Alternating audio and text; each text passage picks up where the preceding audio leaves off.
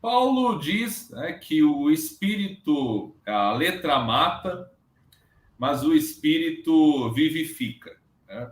Há cerca de 2 anos, né, nosso querido Ed René foi alvo de uma polêmica, né, que causou muitos dissabores por falar que assim as escrituras elas precisam ser atualizadas no seu espírito, né, que é algo que os profetas, os autores do Novo Testamento, de certa forma, fazem, né? Que algumas profecias do Antigo Testamento, que se forem tomadas literalmente, a gente não vê, né? Ou tem dificuldade de ver a aplicação que eles fazem, né? No contexto da igreja, né?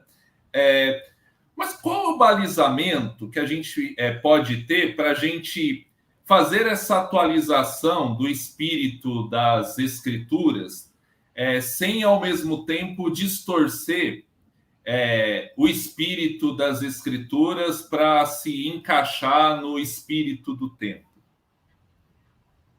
Essa é uma pergunta de $1 milhão, como a gente costuma dizer, ô Júlio.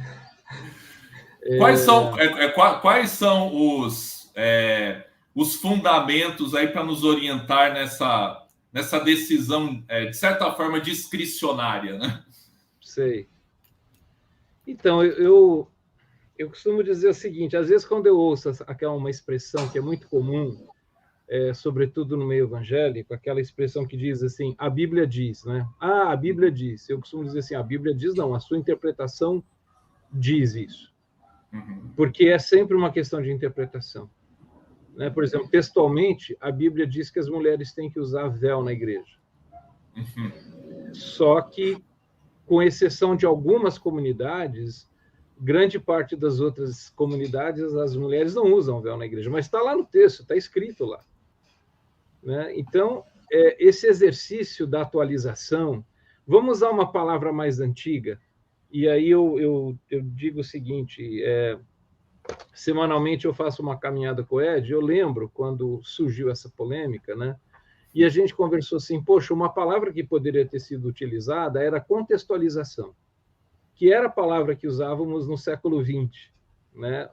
Precisamos contextualizar as escrituras, contextualizar a interpretação. E naquela época já surgiu uma tensão de qual é o limite dessa contextualização, o que é que a gente pode adaptar, o que é que a gente pode trazer, o que é que a gente pode reinterpretar, né? Então, a questão é por que usou essa outra palavra? Porque a palavra contextualização ela já perdeu a sua força.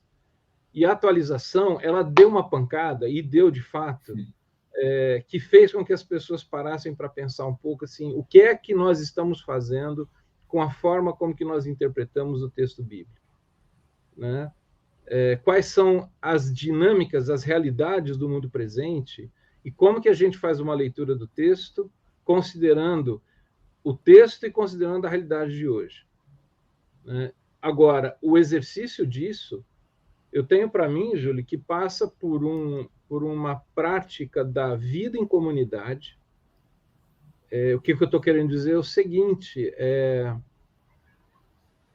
eu tenho receio de que eu mesmo me torne o parâmetro daquilo que é uma interpretação correta da Escritura. Eu preciso ouvir outras pessoas, eu preciso ouvir outros irmãos, eu preciso fazer isso comunitariamente. Então, acho que esse é um primeiro ponto. Segundo, eu acho que é o exercício do estudo e a ajuda do Espírito Santo, que nos ilumina para a gente compreender isso, mantendo uma humildade no sentido de que pode ser que a minha interpretação não seja tão correta.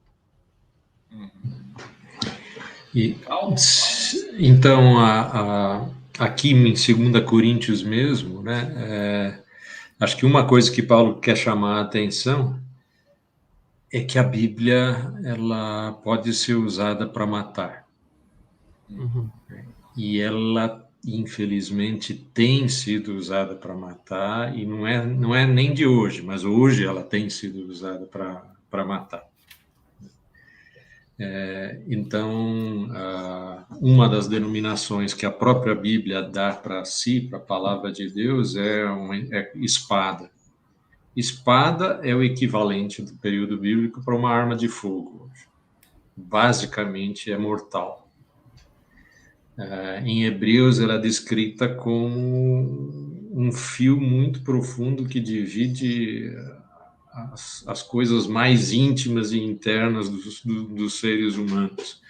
Quer dizer, aí parece ser mais quase que um bisturi, né? Seria um uso não matador da espada, né? do fio da espada. Então, nós estamos lidando com algo muito poderoso, e isso requer, como o Fernando falou muito bem, isso requer uma humildade, isso requer muito cuidado. Quer dizer, quem usa a arma precisa de todo um treinamento, tem toda uma legislação, tem todos os cuidados. Por quê? Porque se mata. E tem sido usado nesse sentido. Mas aí, 2 Coríntios contrapõe o espírito da vida. E esse espírito, ele mesmo diz, é o espírito do Senhor Jesus Cristo. E onde há o Espírito do Senhor, aí há liberdade. São palavras aqui de 2 Coríntios. Então, precisa ter uma liberdade em que a vida possa se desenvolver. E essa liberdade, ela é em relação a outros usos, né, da palavra. A gente estuda isso em várias partes da Bíblia. Uma delas é o vinde a mim. É o de Jesus, é o uso que a gente pode fazer como os líderes do povo de Deus daquela época, falando, não, sábado não pode curar, não venha no sábado para curar. E Jesus coloca isso como carga, como peso, né? E eu vim para trazer alívio, para trazer descanso. Então, isso é vida. A melhor palavra de Deus, a palavra de Deus perfeita, a revelação perfeita de Deus é Jesus Cristo. Então, acho que é o melhor critério.